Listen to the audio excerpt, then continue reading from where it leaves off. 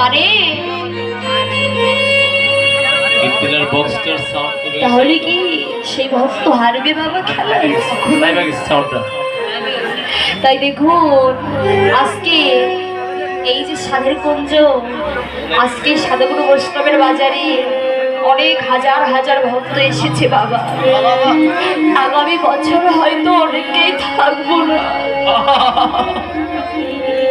কেননা এই যে নিঃশ্বাসের বিশ্বাস নেই, এই যে 21,600 নিঃশ্বাস যাতায়াত করছি, এই নিঃশ্বাসটা যে কার সঙ্গে কখনো বিশ্বাসঘাতকতা করে তা কি বলা যায়?